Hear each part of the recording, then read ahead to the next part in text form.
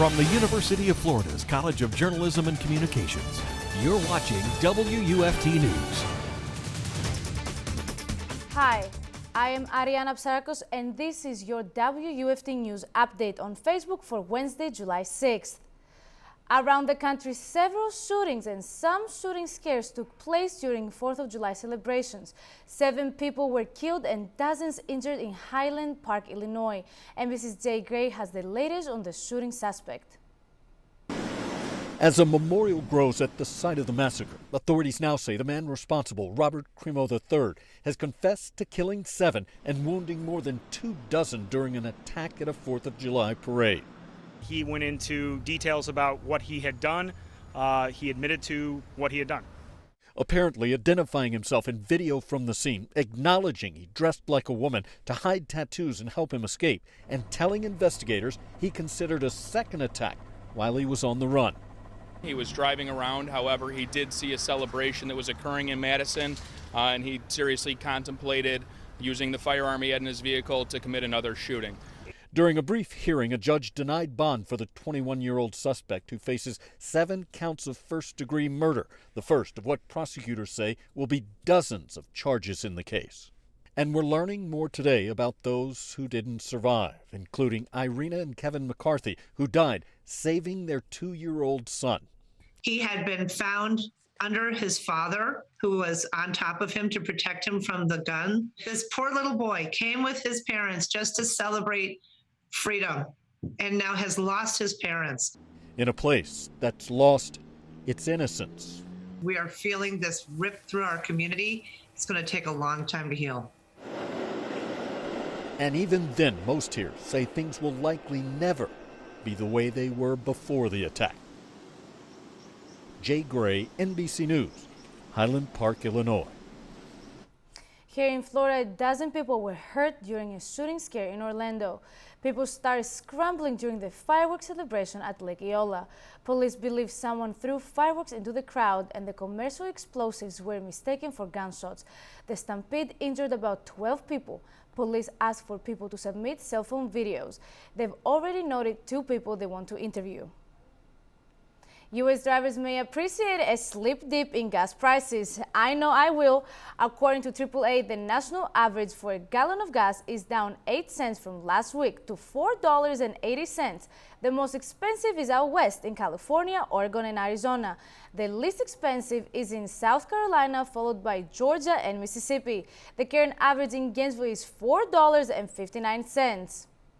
WUFT's Julia Haley joins us now. Julia, some of the past weekend celebrations almost didn't happen because of the rain. How does this week look like? And did you have fun this weekend? I did have fun. I actually celebrated with my family. Of course, saw some of those isolated storms on 4th of July as well. How was your weekend? I almost didn't get into suntan. How about you tell us about this week? Oh, well, speaking of a suntan, we are expecting sunshine, afternoon showers, and most notably, heat for this week. Currently tracking that heat advisory all across the southeastern region of the United States. Heat index over 100 degrees in Jackson and Atlanta, a little bit over here in South Carolina and North Carolina as well. Seeing an excessive heat warning with that heat index over 100 degrees in Memphis, Tennessee as well. So very much a hot day all around the southeastern region of the United States. And here in Gainesville, seeing those above average temperatures as well. 92 Gainesville, 95 Ocala, 89 Palatka, 89 St. Augustine,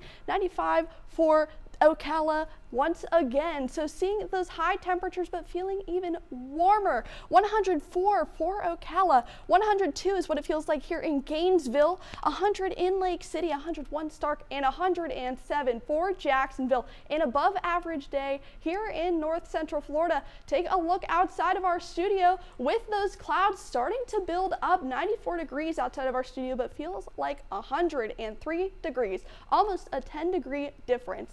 And tonight, expect that chance for showers to last just a little bit longer. So seeing some scattered showers throughout the evening, those temperatures dropping into the mid 70s overnight into the morning, those clouds clearing up as well. This evening, expecting those scattered storms for the rest of the evening. Those partly cloudy skies looking to stay by midnight, and those afternoon showers are continuing throughout the rest of this week, meaning that we will be getting another round of showers here in Gainesville specifically, starting out with those cloudy skies in the morning. Gainesville seeing those showers specifically in the afternoon. So another round of showers for Gainesville.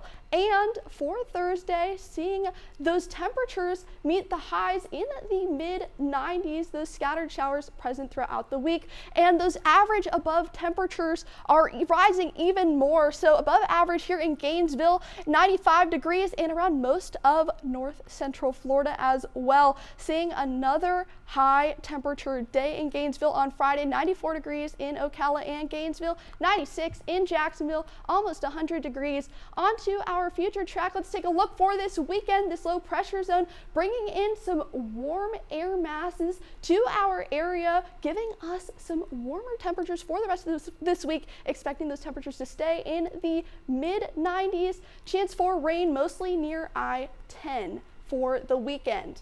And on to our muggy meter, staying almost sweltering, very, very humid for the rest of this week, calming down on Saturday as some of those showers decide to go away for just a little bit, but afternoon showers pretty much staying for the rest of this week. So those highs are sitting in the mid-90s, afternoon showers, and those sweltering conditions are going to last throughout the rest of this week here in Gainesville. On to our 6-day outlook, seeing those highs in the mid-90s, that chance for showers throughout every afternoon, and those lows in the mid-70s. Back to you, Ariana. Thank you, Julia. TikTok faces fresh controversy, plus Google introduces new privacy policies related to abortion. WUFT's own Jacob Sedesse brings us the latest in this week's Tech Tomorrow. Welcome back to WUFT's Tech Tomorrow. I'm your host, Jacob Sedesse. The European Union approved legislation that could change the way you use your phone. The Digital Services Act and Digital Markets Act target so-called gatekeeper technology companies. The most prominent part of these new laws forces gatekeeper companies to allow competitors to sell apps on devices. Proponents of the legislation say it levels the playing field for smaller businesses, but critics believe it creates a security risk for the consumer. After the overturning of Roe v. Wade, Google announced new privacy tools related to abortion. In a blog post, the company shared it will soon delete location data from customers automatically after they visit abortion clinics and similar establishments. The company also shared plans to allow users to quickly delete menstrual cycle data from Fitbit. TikTok is once again facing scrutiny from the federal government. In a letter, Federal Communications Commissioner Brendan Carr called on Apple and Google to delist the app from their stores due to concerns over the Chinese government accessing American data. Several senators have also raised concern about the company's security practices after a recent investigation from BuzzFeed. TikTok responded to those senators in a letter saying it is working with the Biden administration on new security practices. In lighter news, Snapchat unveiled a new subscription service. It's fittingly named Snapchat Plus and runs for $3.99 per month, according to a press release. It adds the ability for users to see how many times someone rewatched their story and pin someone as their best friend, among other features.